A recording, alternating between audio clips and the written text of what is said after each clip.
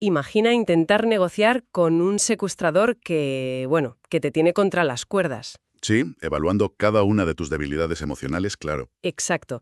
El único problema es que, este secuestrador mide apenas 1 metro de altura, va armado con un zumo de frutas y, lo peor de todo, vive en tu propia casa. Totalmente. Y no paga alquiler. Eso es. Pues hola y bienvenidos a este nuevo análisis a fondo.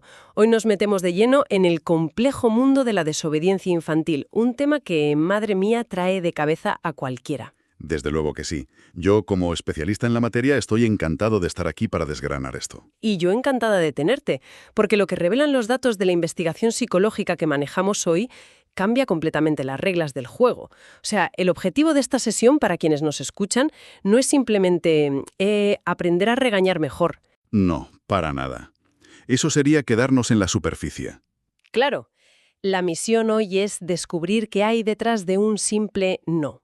Porque, ¿qué pasa si esa pataleta monumental en medio del pasillo no es mala educación, sino, no sé, un diagnóstico médico encubierto? Pues fíjate, esa es la pregunta que desmorona por completo el enfoque tradicional.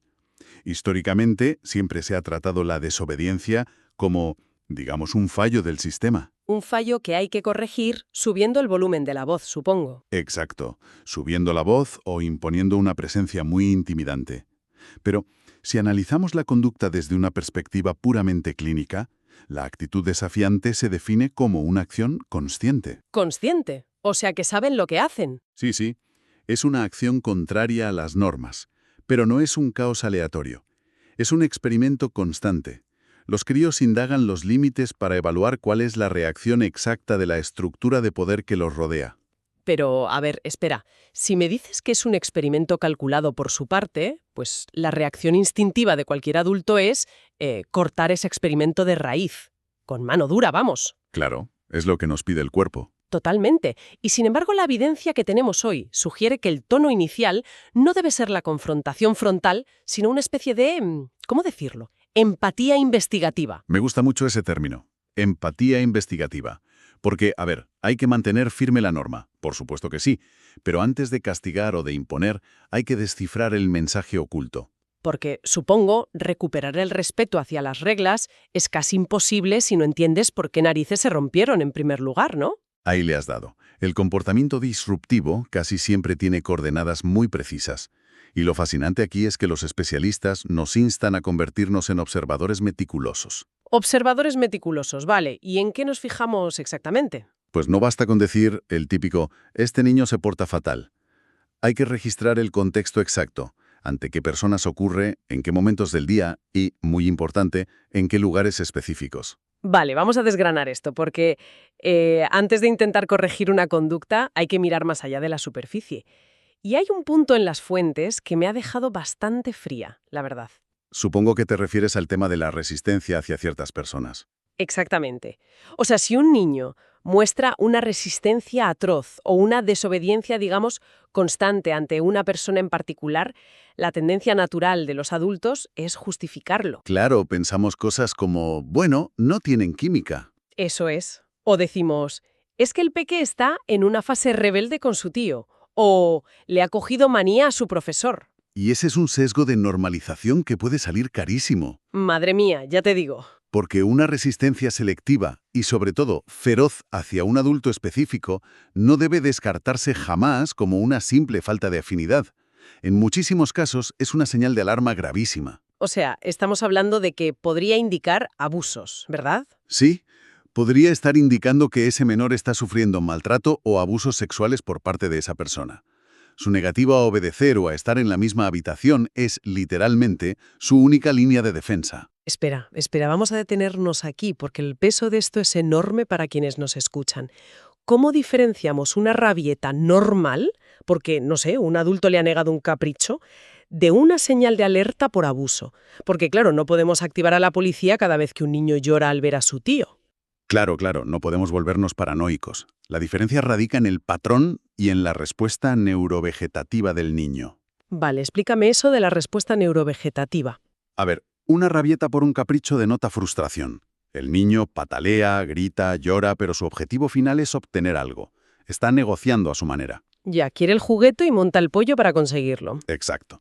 En cambio, cuando hay un trauma o un miedo real, no vemos frustración, vemos respuestas de evitación extrema, terror visceral o un bloqueo absoluto. El niño se queda rígido. O sea, que no busca negociar, busca huir. Eso es.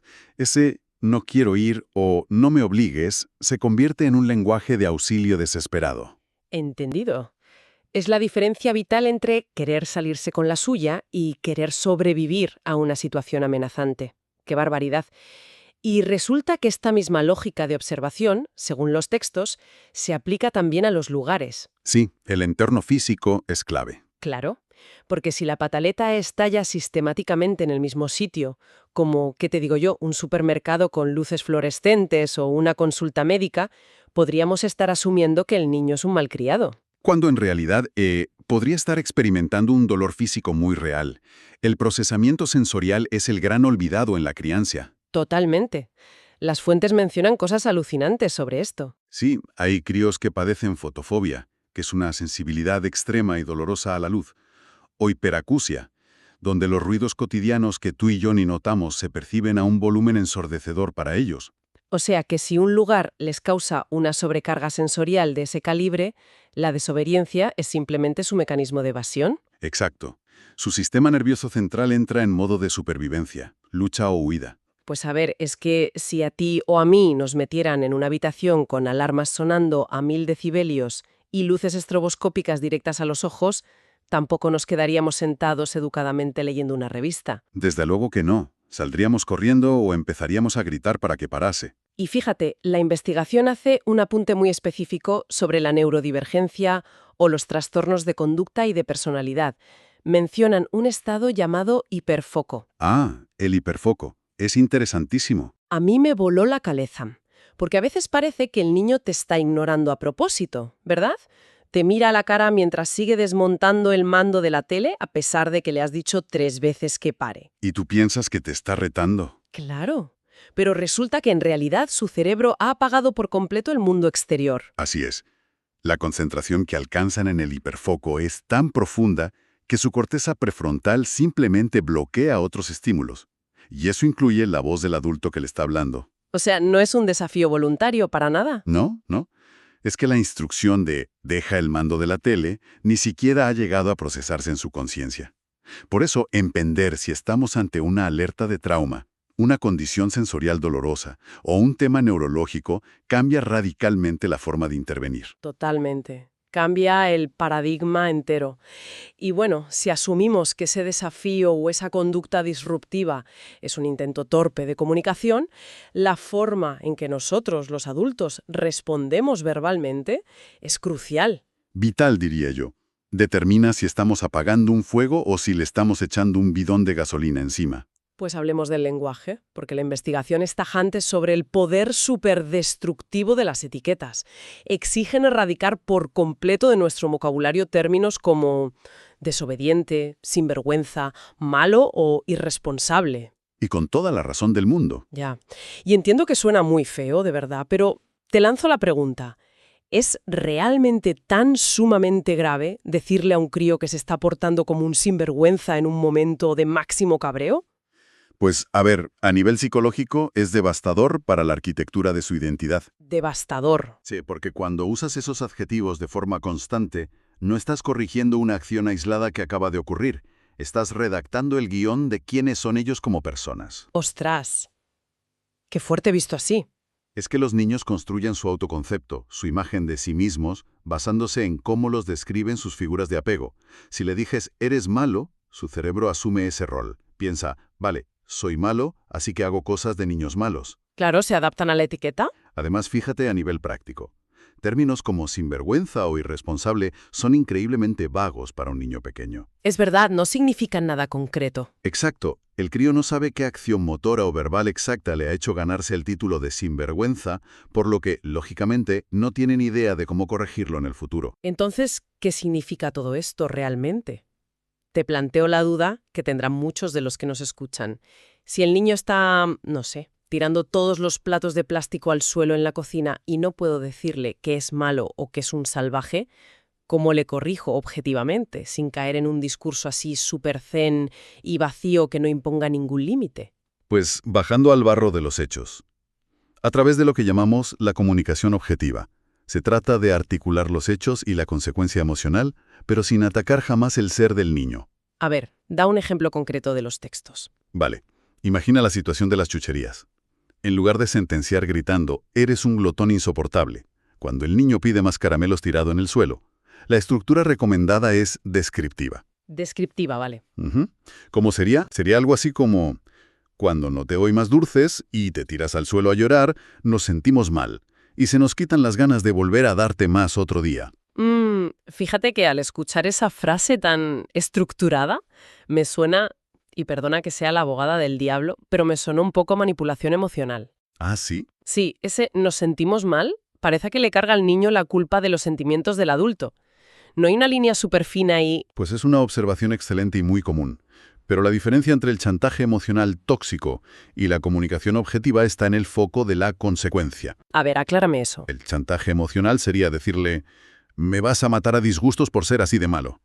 Ahí atacas su identidad y le haces responsable de tu salud. Vale, sí, el típico drama. En cambio, la comunicación objetiva conecta una acción mecánica suya con un resultado natural en el entorno. Le enseña pura causa y efecto. Tu acción X genera una reacción Y en el ambiente social.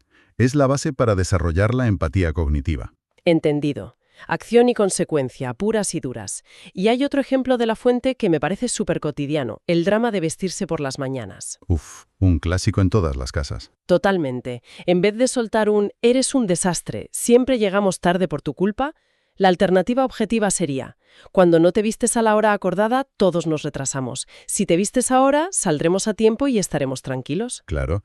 Y sé que requiere elaborar frases más largas y tener paciencia cuando vas con prisa, pero el impacto a largo plazo de hablar así previene muchísimos problemas de ansiedad infantil. Y es un error enorme, porque la fuente señala algo precioso y súper profundo. Sí, lo he leído. Dice textualmente que la conciencia es superior a la mente.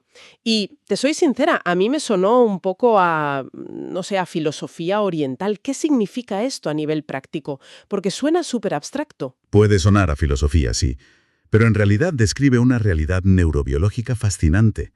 Aunque la mente lógica esté comprometida por una discapacidad severa. Es decir, la capacidad de procesar gramática compleja. Exacto. Aunque eso falle, la conciencia, que abarca el sistema límbico, el radar emocional que percibe el tono de voz, la intención, si hay desprecio o si hay amor, todo eso permanece intacto y, de hecho, es sumamente agudo. O sea que pillan la vibra, por así decirlo. Totalmente. El niño registra el respeto y la objetividad de tus palabras, incluso si es físicamente incapaz de repetir la frase que le acabas de decir. Por lo tanto, simplificar el trato hacia la falta de respeto o el grito nunca, jamás, está justificado. ¡Qué maravilla! Es decir, el radar emocional funciona a la perfección aunque la antena lógica esté un poco averiada. Tiene todo el sentido del mundo. Absolutamente todo. Ahora, hablando de lenguaje y de esto de no poner etiquetas, nos topamos con un giro contraintuitivo en las fuentes que a mí personalmente me rompió un poco los esquemas. ¿Te refieres a las etiquetas positivas, imagino? Sí, ya nos ha quedado clarísimo que decir eres malo o eres un sinvergüenza es destructivo. Pero resulta que el peligro de las etiquetas positivas es exactamente el mismo. Decir cosas como eres un buen niño o eres una niña maravillosa también puede ser una trampa terrible. Y lo es. Es una trampa de expectativas inalcanzables. ¿Pero por qué? Si le estás diciendo algo bonito. Porque cuando le cuelgas a un niño el cartel inamovible de «el niño bueno» o «el niño perfecto», le generas una presión interna que lo paraliza. Ah, claro, el miedo a decepcionar. Exacto. En su lógica infantil, el cariño y la aprobación de sus padres están condicionados a mantener ese estatus perfecto. Sienten que en el instante en que cometan un error, se cae el castillo de naipes, y han perdido esa identidad idílica para siempre. Y como para ellos el mundo es súper binario, o blanco o negro. Eso es. Si hoy se portan mal, sienten que ya no son el bueno. Así que automáticamente pasan a ser el malo. Y esto, paradójicamente, puede desencadenar unas desobediencias horribles, porque sienten que, total, ya lo han arruinado todo, ya no hay nada que salvar. O sea que les ponemos un pedestal tan sumamente alto que el vértigo a caerse no les deja ni moverse. Entonces, la regla de oro, si lo he entendido bien, es elogiar la acción, nunca la identidad. Ese es el resumen perfecto. En lugar de decirle, eres el mejor niño de toda España, sería algo como, qué bonito fue que compartieras tu merienda hoy en el recreo. Exactamente. Se aplaude el acto bondadoso concreto. Así lo haces repetible sin cargarles con una identidad inamovible. Vale, estupendo. Ya tenemos claro el código postal de la comunicación, cómo hablar, cómo no etiquetar, pero aquí es donde la cosa se pone realmente interesante. ¿Cómo cultivamos activamente esas buenas conductas para que acaben aplastando a las desobediencias? Pues aquí entramos en la ciencia de la recompensa y el refuerzo positivo. Ajá. Los principios conductuales que vemos en el texto indican que las recompensas ante la obediencia deben superar, pero de forma muy abrumadora, a las consecuencias por desobediencia. Hay que premiar constantemente los valores cotidianos. Te refieres a las cosas pequeñas, ¿no? Sí, hablar sin gritar, pedir las cosas por favor, ordenar los juguetes o simplemente abotonarse la camisa por las mañanas. Y aquí la psicología introduce una herramienta que a mí, personalmente, me parece oro puro. Lo llaman los elogios a destiempo. Oh, sí. Es una técnica brillantemente efectiva, aunque se usa poquísimo. Por ejemplo, hablar de lo súper bien que se portó el niño en el paseo de la tarde, pero cuando ya estáis cenando tranquilos en casa. Eso es. Es que es la misma mecánica que cuando tú vas a un restaurante y les dejas una reseña de 5 estrellas en Internet al final del día. Al verbalizar la buena conducta en diferido, prolongas el efecto positivo. Y lo que ocurre a nivel neurológico es brutal. Estás reafirmando la vía neuronal de ese buen comportamiento en un estado de calma basal. Sin la excitación de estar en el parque rodeado de columpios. Exacto. Le demuestras que su buen hacer dejó una huella tan duradera en ti que incluso horas después sigues pensando en ello. Eso les llena de orgullo. ¡Qué potente! Y fíjate, junto a esta técnica del elogio a destiempo, hay otra que menciona el texto que te confieso que me genera bastantes dudas. A ver, dime. Es el tema del refuerzo vicario y la saciedad. Ah, ya sé por dónde vas. Es una técnica muy peculiar. Sí, la escena que pintan es esta. Tienes a un niño, digamos, tirado en el suelo de un centro comercial montando una pataleta monumental porque quiere un juguete. En lugar de centrar toda tu energía en intentar calmarle a él, la recomendación de los expertos es prestar atención de forma súper exagerada a otro niño cercano que esté tranquilo y de pie. Efectivamente, darle un caramelo o un halago al que está tranquilo. Claro, darle la chuche al que está de pie y decirle en voz alta lo súper educado que es y la suerte que tiene de recibir ese premio por su calma. Pero a ver, ¿no es esto un poco cruel para el peque que está llorando desconsolado en el suelo? ¿No fomenta, no sé, una rivalidad tóxica entre hermanos? Entiendo perfectamente tus reservas. Es una línea súper delicada. Pero a ver, se basa en la teoría del aprendizaje social por observación. Vale, convénceme. El niño que está inmerso en plena rabieta en el suelo tiene su sistema cognitivo completamente saturado. Está ciego de frustración. No puede procesar razonamientos verbales complejos. Lo único que su cerebro puede procesar en ese instante es el modelado visual y directo. O sea, lo que ven sus ojos. Exacto. Al premiar al otro niño justo delante de él, le estás mostrando de forma gráfica y en alta definición cuál es el comportamiento exacto que realmente obtiene el recurso que él tanto ansía, que es tu atención positiva y el premio. Ya entiendo. No se trata de humillar al que llora. Para nada. Se trata de cambiar el foco de lo que el ambiente recompensa. Entiendo la mecánica. Le estás encendiendo un cartel luminoso que señala el camino de salida de la rabieta. Pero cuidado, porque la investigación de hoy lanza una advertencia vital para quienes apliquen esto en casa. Hay que tener un arsenal de recompensas enorme. Sí, hay que variar muchísimo para evitar la saciedad. Claro, porque si siempre usas la misma pegatina de estrellita, la misma frase exacta o el mismo gusanito, el cerebro del niño se habitúa. Pierde la motivación por completo. Además, supongo que hay que calibrar, ¿no? Sí. La proporcionalidad del refuerzo es clave. O sea, no puedes montar una fiesta ibicense con confeti en el salón de casa simplemente porque el niño se ha puesto los calcetines solo. Y luego darle un triste bien hecho cuando ha recogido toda su habitación sin que se lo pidas. Totalmente de acuerdo. Si haces eso, el sistema de valores del niño y su entendimiento del esfuerzo se distorsionan por completo. Pero bueno, seamos realistas y bajemos un poco al barro de la vida diaria. Vamos allá. A pesar de hablarles con comunicación objetiva, de no ponerles etiquetas, de repartir reseñas de 5 estrellas en la cena, las normas se van a romper. Inevitablemente. Es parte de su desarrollo. Habrá desafíos directos. Y cuando esa desobediencia ocurre específicamente porque buscan medir tu poder y llamar tu atención, el texto propone unas estrategias que, la verdad, rozan casi lo cómico en la práctica, pero que parece ser que son demoledoras. Hablas de las consecuencias negativas basadas en la indiferencia y la extinción de conducta, ¿verdad? Sí, y son tácticas que sinceramente a los adultos nos cuestan la vida. Es que generan un rechazo instintivo terrible porque nuestra biología como cuidadores nos empuja a intervenir ante el lloro o el conflicto. Totalmente. Pero las opciones que da la fuente para quitarle la atención a la conducta disruptiva son supervisuales. Recomiendan mirar hacia otro lado con cara de póker, darles la espalda literalmente, ponerte a hablar por teléfono con otra persona o subir el volumen de la radio. Sí, ignorar activamente. Pero mi absoluta favorita del texto es la sugerencia de irte a la cocina, encender la licuadora en medio de la rabieta cósmica y hacerte un batido como si estuvieras en una cafetería y no pasara nada. Es una imagen fantástica. A ver, me imagino la escena y de verdad que suena completamente ridículo. Suena ridículo, te lo concedo. Pero si conectamos esto con el panorama general de la psicología conductual, desactiva el combustible principal del conflicto. El combustible es la atención. Exacto. A veces, la motivación del niño para comportarse tan mal no es conseguir un juguete o saltarse una norma. Es simplemente obligarte a pronunciar su nombre, a dejar lo que estás haciendo y a centrar tus ojos y tu energía vital en él. Sobre todo si los padres trabajan mucho y se ven poco tiempo, imagino. Ahí le has dado. Si la única forma que tiene el crío de acaparar tu atención absoluta y exclusiva es liando la parda en el salón, te aseguro que la liará. Al encender la licuadora o darle la espalda y leer un libro, cortocircuitas su juego de poder de raíz. Le quitas el público al actor principal y la obra de teatro se acaba. Pero ojo, que hay una trampa mortal en esta técnica, una advertencia crucial. Mencionan algo llamado el pico de extinción. El pico de extinción es donde fracasan el 90% de los padres que intentan esto.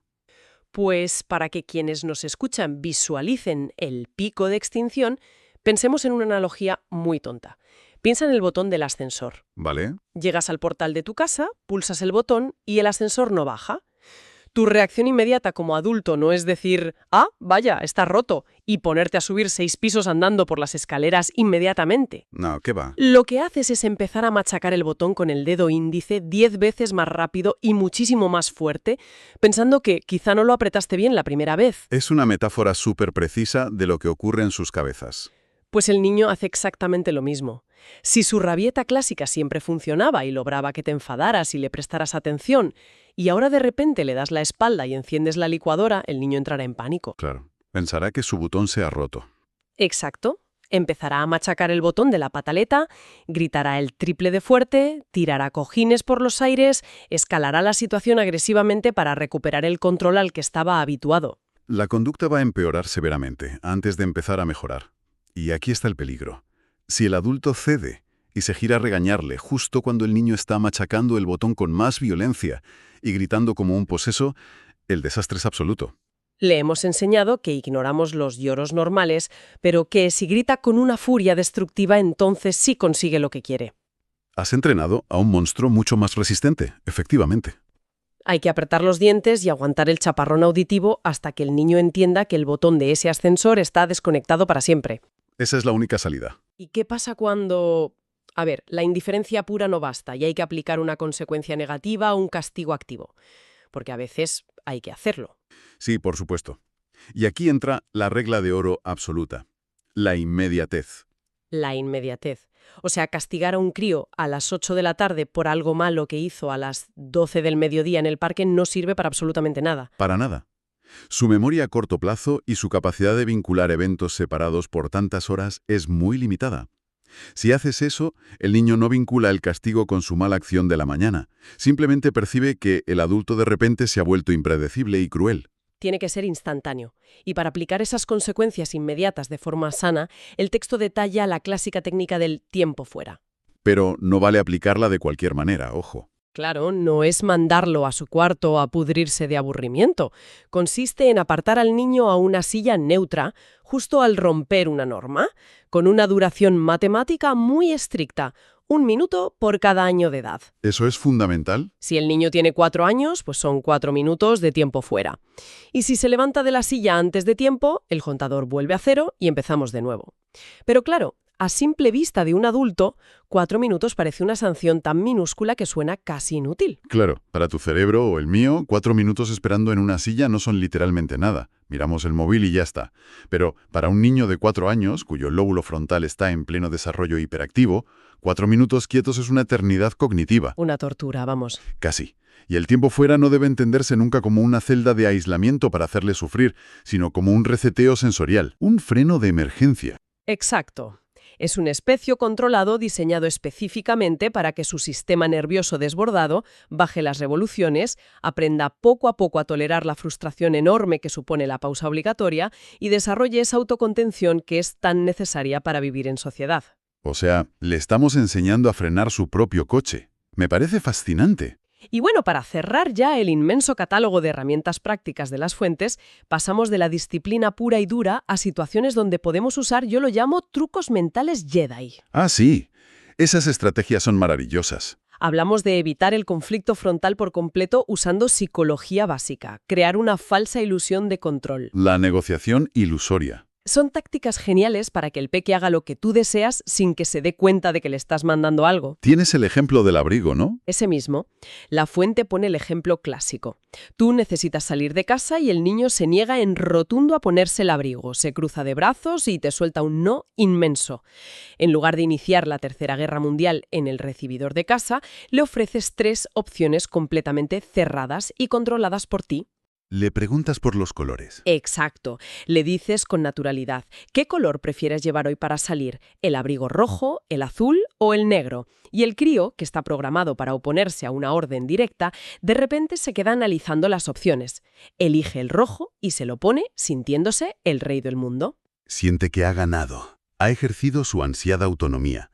Es que el cerebro humano, incluso en la primera infancia, detesta visceralmente la falta de opciones. Necesitamos sentir que pilotamos el barco. Es brillante. Es que es exactamente la misma psicología barata que usan las encuestas de satisfacción de las aerolíneas con nosotros los adultos. ¿A qué te refieres? Pues que te subes al avión y la azafata te pregunta con una sonrisa si prefieres que te sirvan para cenar pollo o pasta. A ver, el hecho inamovible de que vas a estar atrapado 12 horas en un asiento minúsculo comiendo comida recalentada de una bandeja de plástico ya está decidido por la vida, no puedes escapar. Ya, claro. Pero el mero hecho de poder elegir la pasta te da una dulce, diminuta y absolutamente falsa sensación de que tú tienes el control absoluto de tu destino en ese vuelo. Es un gran ejemplo. Funciona a la perfección porque rediriges la energía cognitiva del niño. Pasa de estar atascado en la resistencia, en el no quiero el maldito abrigo, a la resolución de problemas y la toma de decisiones. ¿Cuál de estos colores me representa más hoy? Y el conflicto se evapora. Y el último truco que aportan los textos opera bajo un principio súper parecido. Es el cambio de enfoque. Ah, sí, la reescritura del guión. A ver, cuéntanos, ¿cómo es esta? Imagina que es la hora del baño. Le dices al niño que vaya yendo a la ducha y te lanza una mirada fulminante diciendo, ni hablar. No me voy a bañar. Típico. En vez de enfadarte, ponerte rojo y amenazarle con dejarle sin tele, el cuidador cambia el marco emocional por completo. Levanta las manos con entusiasmo, pone cara de sorpresa y grita, «Genial, pues vamos a jugar con agua y jabón», como si de repente el cuarto de baño se hubiera transformado mágicamente en un parque acuático súper divertido. O sea, le vendes la moto. Totalmente. Y esto nos plantea una reflexión muy profunda sobre cómo perciben la autoridad. Asociar una instrucción que es obligatoria con una experiencia agradable rompe el ciclo de desafío casi instantáneamente. Porque la actividad ya no es un castigo aburrido. Exacto. Nos demuestra que muchísimas veces los niños no odian realmente la acción en sí. O sea, a la inmensa mayoría de los críos les chifla meterse en el agua y jugar. Claro, lo que detestan con toda su alma es la imposición seca, militar y autoritaria del adulto. Es el hazlo porque lo digo yo.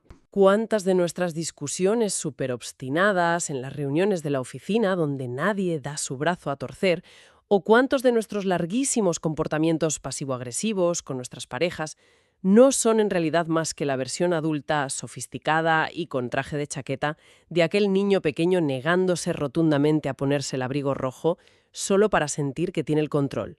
Piénsenlo. Da que pensar, desde luego. Hay mucho niño herido con corbata por ahí. Ya te digo.